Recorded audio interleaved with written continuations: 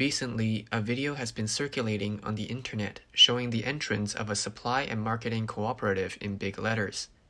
This is a state-run store, and after entering, we see it is filled with goods popular in the 1970s and 1980s, including small books, toys, and clothing, which were only available during that era. It even had photo badges of Mao Zedong, and the staff were dressed in clothing that were popular in that era. It looks more like a theme park or a history museum, but in fact it's a chain store that has been on the news recently. The supply and marketing cooperatives, which we will abbreviate as SMCs, may be unfamiliar to young people today, but it's very well known for Chinese people over the age of 40. Growing up in China's planned economy, the SMCs were the only channel for purchasing production and living materials in the rural areas, and everything had to be bought with a ticket. Founded in the 1950s and 1960s, SMCs were the darlings of the planned economy. They relied on centralizing purchasing and marketing to buy and sell for hundreds of millions of people in China, creating a nationwide distribution network between urban and rural areas. Centralized purchasing refers to the planned purchase of food and materials by the government, and centralized marketing refers to the rationing policy through tickets. In the 1990s, as the market economy developed, SMCs were marginalized and slowly faded from the spotlight as their operations were impacted. But after more than 40 years of silence, this product of the planned economy, which should have been retired from the stage of history, has been quietly revived by the Chinese Communist government in recent years. Today, the CCP seems ready to support and accelerate its implementation. The Hubei Daily News reported on October 11th that the restoration and reconstruction of grassroots SMCs in Hubei province has achieved milestone results. By the end of 2021, the total number of grassroots cooperatives in the province reached 1,373, basically achieving full coverage of the townships.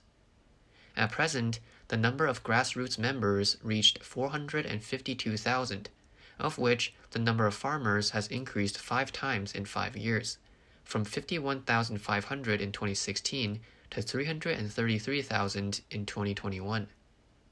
The person in charge of the Hubei Provincial SMC also said that he would strive to achieve 1.5 million grassroots members in the province by 2025. Not only in Hubei province, but throughout China, SMCs are developing rapidly. For example, the Ningxia Daily News reported that the coverage rate of rural grassroots SMCs in Ningxia has increased from 56% in 2017 to 92.7%, and is expected to reach over 95% by the end of this year. It is reported that 50,000 SMCs in China's rural areas have been launched, and the acquisition and sale of agricultural products will be completed by the cooperatives. At the 4th plenary meeting of the 7th session of the All-China Federation of Supply and Marketing Cooperatives, which was held on January 21st this year, it was mentioned that the total sales volume of the whole system of SMCs reached a record high of 6.26 trillion yuan in 2021, an increase of 18.9% year-on-year. At the recent 20th National Congress, Liang Huiling, Director of the General Administration of Supply and Marketing, was promoted to the CPC Central Committee, implying that senior management is raising the political status of the organization. On the day following the closing of the National Congress, the CCP government website announced that the Central Civil Service Authorities had released the announcement for 2023 examination and recruitment of civil servants for the central government and its affiliated organizations. Among them, the All-China Federation of Supply and Marketing plans to take the examination to hire agency workers and welcomes outstanding young talents to apply. Recently, in Beijing, Shanghai, Guangzhou, Shenzhen, and many other places, the SMCs are quietly being set up, and local governments have released recruitment advertisements, expecting to recruit a large number of sales staff. Due to civil servants being guaranteed job security, this news has attracted the attention of many. The attraction of the SMCs has also reached the stock market. On November 1st, the supply and marketing sector surged by more than 8%, with many listed companies holding or participating in the SMC system reaching the daily trading limit. On November 2nd, a number of SMC agency stocks rose by more than 5%. Among them, Swan, a listed company held by Shandong Province SMC Agency, has risen for 3 consecutive trading days, with a total increase of more than 30%. The fermentation of SMCs over the past few days has placed it at the top of the hot search list. The topic of China's return to a planned economy was also widely discussed. At the same time, the government-run cafeteria is also making a high-profile comeback. The so-called government-run cafeteria or canteen refers to the low-cost small and medium-sized cafeterias established in China's grassroots communities. This is a newly opened canteen in Fengqing County, Yunnan Province. As you can see, the people in the video are quite excited on how cheap the food is. A vegetarian dish costs only 2 yuan, and a meat dish costs only 5 yuan. It's almost like traveling back to the era of unified distribution of goods. However, netizens who watched the video are all very clear-headed and left comments saying, "You'll be crying soon enough." According to mainland reports, in July, some residential areas in Yunnan, Hunan, Hubei, Shandong, and other provinces have begun seeing the appearance of buffet-style community canteens. It's being funded by the local street office and then operated by officially approved caterers, with prices slightly lower than those of normal restaurants. Moreover, it's anticipated that the construction of such community-based state-run canteens will be accelerated in the next few years. On October 9th, the Office of the Ministry of Housing and Construction and the Ministry of Civil Affairs issued a notice on pilot projects for the construction of complete communities, which requires that each city or urban area should select 3 to 5 communities to launch pilot projects for the construction of complete communities. One of the required service facilities includes a canteen. Some netizens also tweeted that a large canteen has been built in their rural village. They have more than 700 people in the village, and about 500 of them regularly eat breakfast and lunch at the canteen. Most of the cafeteria staff are volunteers, and only chefs are paid a small salary. The food is naturally much cheaper than in restaurants, and the shortfall is solved by the village's fundraising. It is said that some wealthy businessmen from the village have been actively donating. While the public may be benefiting from the canteens for the time being with cheaper meals and convenient services, many people are uneasy and in fear about the comeback of SMCs and state-run canteens, especially those who lived through that era, of which it's a rather painful memory.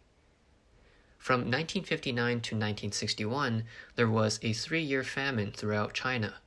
Because there was no food to eat, there was a widespread phenomenon of people eating grass and tree bark across the country. In his book Tombstone, veteran Xinhua journalist Yang Jisheng concluded that 36 million Chinese died in the famine from 1958 to 1962. The main cause of the famine was the Communist Party's Great Leap Forward, People's Commune, Cooperatives, and Big Canteen. The people were organized to participate in labor and eat in the canteens. The so-called catching up with Britain and surpassing the United States and the great steelmaking during that period caused the actual reduction of crop production on a large scale. On the one hand, the Communist Party advertised that food production had reached 10,000 jins per mu of land, and on the other hand, it forced farmers to hand over almost all production materials and foodstuffs, even seeds, for public ownership. In those days, when the SMCs were in charge of all supplies, it was difficult for people to get extra food. Also, during the time of large canteens in the villages, all the pots and pans of the peasants were confiscated and their stoves destroyed. Therefore, what people are afraid of is not only the famine caused by the lack of supplies, but more so the reappearance of the Great Leap Forward, the Cultural Revolution, and other movements, along with the planned economy.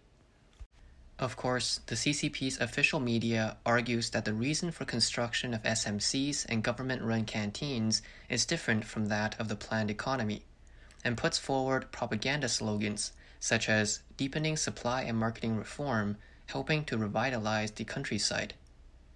But what are the actual results? According to a tweet, the main reason for the rapid expansion of SMCs and their survival in a competitive market is the support of the state. For example, they can charge no rent or less rent, take advantage of buying directly from farmers to keep prices down, and have a nationwide logistics network to reduce transportation costs. In this way, they can obtain the market at a cheaper price and keep expanding. The same is true for the canteens. Due to being state-run, it's possible that the building can be used for free. The use of volunteers can keep the cost low, so it's natural to make the meals cheaper and more affordable. Imagine if state-supported SMCs and canteens kept expanding. The private supermarkets, community stores, restaurants, and even larger supermarkets may be squeezed out of the market, and a monopoly will result. Once they occupy most of the market, they will have the right to set prices. Absolute power will lead to absolute corruption, not to mention the CCP, who's corrupt from top to bottom. At that time, will there still be cheap goods available? Will there still be tasty and affordable food? When the CCP first established its canteens in the 1950s, the food was good, but in the end it still turned into a great famine, didn't it? Moreover, some people on Twitter said that the Chinese government is playing a big game by delaying the end of the epidemic and the zero-COVID policy. The government will take over everything and monopolize all resources to complete the transformation from a market economy to a planned economy. According to data from the China Development and Reform Commission, as many as 460,000 enterprises closed down in China in the first half of 2022, with 40,000 enterprises shutting down every day and a conservative estimate of 4.6 million people losing their jobs. Therefore, some netizens said, how can the SMCs recover without first collapsing the individual merchants? How can state-run canteens make their debuts without bringing down private restaurants? From this perspective, it seems the 3 years of suffering was self-inflicted. But the question is, why would the CCP want to destroy years of economic development in order to build such a system? Judging from the current situation, the CCP's real purpose is twofold. First, to impose a total state monopoly on resources and to strengthen the party's control in order to continue its rule. And second, to prepare for war and possible economic crisis and famine. First, the CCP can pressure small private enterprises, food markets, and restaurants through state-owned enterprises such as SMCs and community canteens, slowly forming a monopoly and then achieving full control of resources. Moreover, as relations between China and the US continue to deteriorate, the economic decoupling between Western countries and the CCP is ongoing, as evidenced by the shift in the industrial chain in recent years. The CCP's strict zero-COVID policy has devastated the economy and is continuing to do so.